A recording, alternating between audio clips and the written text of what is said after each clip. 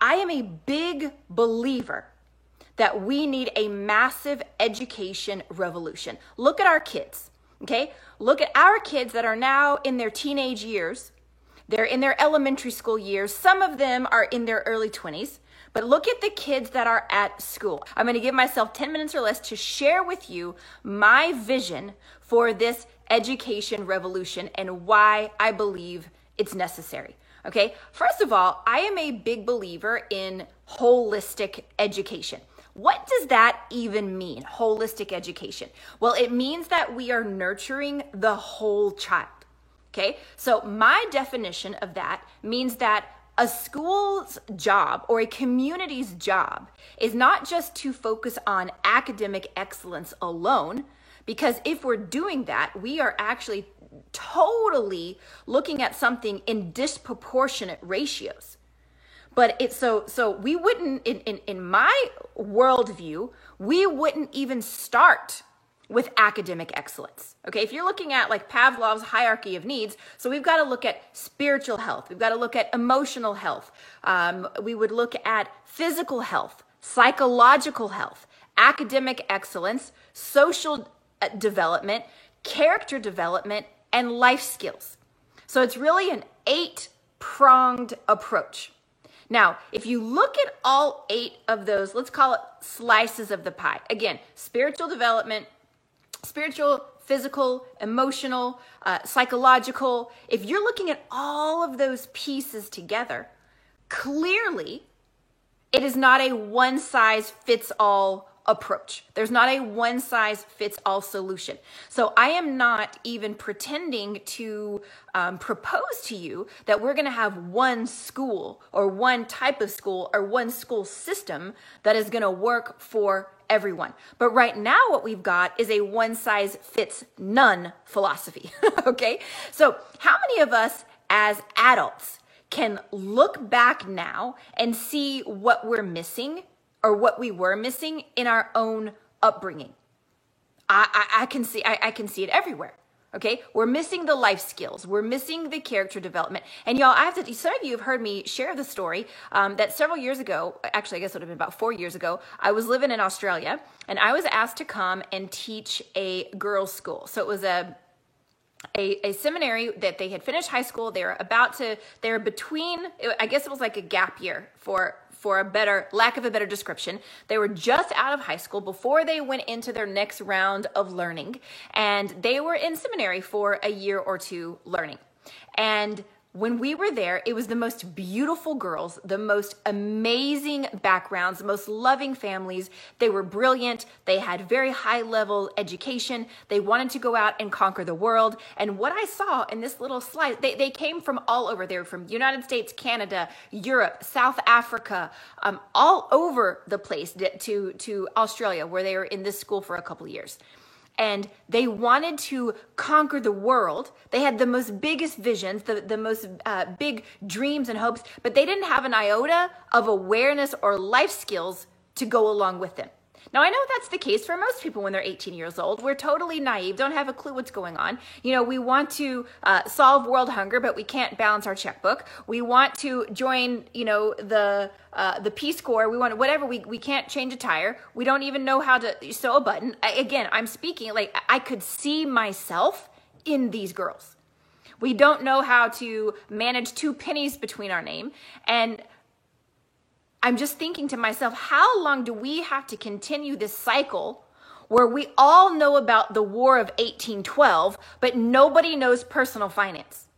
We all know about, the revolution. We all know how to dissect a frog, but nobody understands about how to have conflicting communication, how to do communication resolutions, how to do communication or conflict management.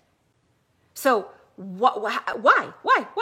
So we know that the educational system hasn't changed in 30 years since we were there, but the truth of the matter is that it hasn't changed in over 200 years.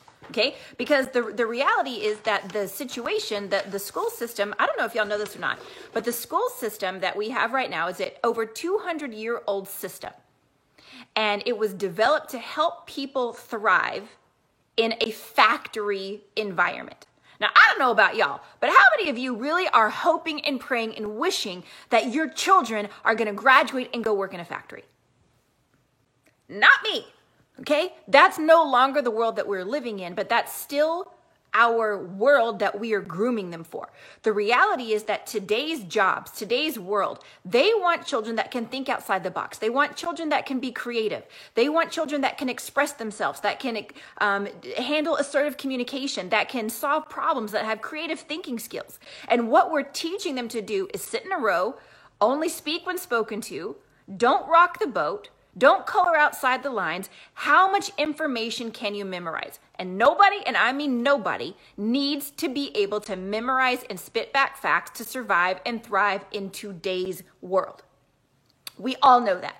Something that you might not know is that one of the main founders of our current education system, and I quote, was on record to say that the school system is built so that by the time the children are finished, it will stamp out the will of the pupil to where the pupil no longer has a will of its own, and he is only existing to serve the goals and the objective of the teachers and the masters.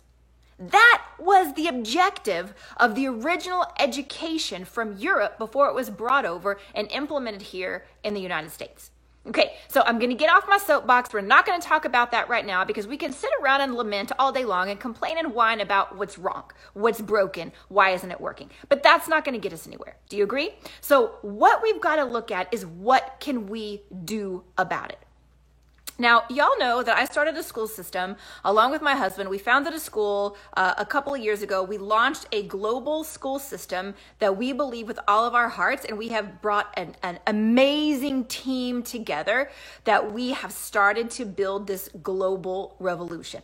So we are not the formal educators, okay? We've gone through the school of life to see what is missing and what is needed, but it's our job to bring the experts with us and the big thinkers and put the right people in the right place so that we can accomplish this mission together, okay? But what I can tell you is that once we started this mission a couple of years ago, and we've had now the pilot school, the first school up and running here in Phoenix, Arizona, and we have learned so much from this process. And I have a dream, I'm just gonna share this with you, my personal dream that is over the next 20 years to build 1 million volunteers around the globe to help us expand and offer this type of education to every single child on the planet. Okay, it is a 20-year lifelong goal. Okay, but people say to me all the time, Haya, it's amazing what you're doing, but I could never do that. I don't have the time, I don't have the energy or the desire or the resources to start a school. So now what? What do I do? And I totally get that. I really do. But this is what I want you to know. If this was just a goal for me, if this was just a priority for me, I wouldn't be sharing it with you. The 4 life passions that I have, I believe apply to every person on the planet. And this is not just about starting schools. Okay, because what we do is we have to each ask ourselves the question, can we really count on the school system to do this job for us? To educate our kids, to raise our kids? No. And it's not just our current school system. It's would we want to count on any school system, on any government, on anything outside of ourselves to do the job that we are ultimately responsible for as parents? Because at the end of the day, whose job is it to raise my kids? And I think that's a breakdown that we've had, as we no longer know what role is the school's, what responsibility is mine. So what can we do about it as parents? The simplest and the most straightforward thing that we can do is we can take back our own power as parents, as grandparents, as aunts and uncles, as friends, as mentors and influencers. So how do we do that? What would that look like? Guess what? My thought, and maybe I'm oversimplifying things here, but my thought is let's start this just like we start every other project, just like we tackle every other obstacle in life. Start with the end in mind, right? So what if we were all to ask ourselves, what exactly is it that I want my children to learn? What skills do I want them to develop? What mindset, what belief system, what worldview, what awareness do we want our kids to have as they go out into the world? You know, we can't protect our kids from getting hurt. We can't sugarcoat the world for them forever. We can't force our desires on them. We can't just raise them to be duplicates of us. And God forbid, why do we just want a bunch of mini-me's running around? You know, we want them to be their own individual, unique person. I believe that God gives me my dreams and goals, and he gives my son his own, and his could likely be totally different than mine. And why would I want anything else? Why would I want to just live out my own unfulfilled dreams, you know, and childhood visions through him? Because that's crippling him, and it's passing on, a generational line that was never meant for him to begin with. So what can we do? What we can do is we can equip them with as many skills, tools, resources, mindsets, beliefs, awarenesses, so that when it's their turn to take the baton and run, that they are equipped as much as they could possibly be to shine in their own light and to become their best selves. Do you agree? So how would we do that?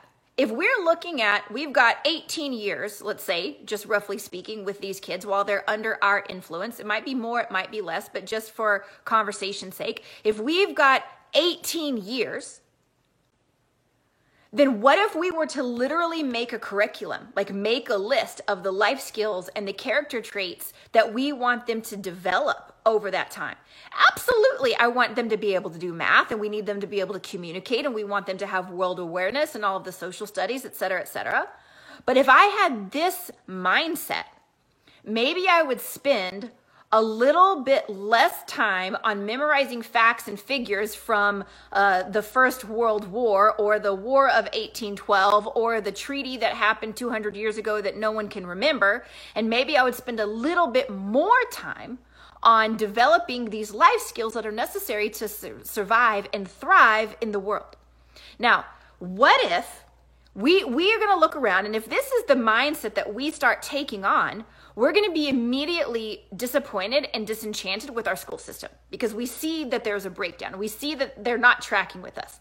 Okay. So what can we do in the meantime? What could every parent do? We could say, I am no longer counting on my school to give my child all of the raising, right? I'm going to take some of that power back. And maybe I'm going to fight the system a little bit. Maybe I'm going to push the envelope. Maybe I'm going to ask a little bit more questions as to why my kid needs to do that. Or maybe I'm going to become more proactive with helping them get those life skills at home. Now, if you're wondering, of course, we already have a list of life skills and character developments that we are working on. For those of you that already picked up a copy of my ebook, I put out a homeschooling ebook at the beginning of the pandemic. Maybe you didn't need tips on homeschooling. Maybe you had no intention or desire to homeschool. Maybe you just wanted to deny the whole thing. But I'll tell you what, even if you have no interest in homeschooling, in the appendix, in the back of the ebook, there is a list of life skills and a list of character traits. So if you want to pick up the ebook, it is still free. It was my way of giving back to the world during the pandemic. So until the pandemic ends, I'm going to keep it out there as a free resource. So you're still welcome to grab it, even if you want to do nothing else other than flip to the back and grab the appendix and look at that list of life skills and character developments. I believe it is still available in the same place. Just go to diggingdeepercoaching.com and you can download the ebook there. Okay, so while we are in the background working on building the school system and building this global network and this foundation. And right now we're already taking a waiting list, or I won't even call it a waiting list, an interest list of people around the world that are interested in helping to open these types of schools in their community. But that is remember, that's long game material, right? We're looking at short game right now. So what can you and I and every parent who cares on the planet do? We can take back our power with what our kids are being educated with, and we can take responsibility to make sure that my kid is not leaving my house without these skills. Now, what you want for your kid may look different than what I want for my kid, and that's okay. But what I would encourage you to do is take this list of life skills and character developments and tweak them. Maybe you're going to have a zillion ideas that I never even thought of or that my team hasn't thought of, and please share them with us because I truly would love to see them, because this is not a static list. I will make it as long as it needs to be. Because if you're looking at by the time they're, when they can start learning skills around 3 or 4, and then they're leaving the house at 18, that's 16 years of skill development. And I believe that is just so much unutilized time that we could make sure that we are filling their bucket and filling their bank so full.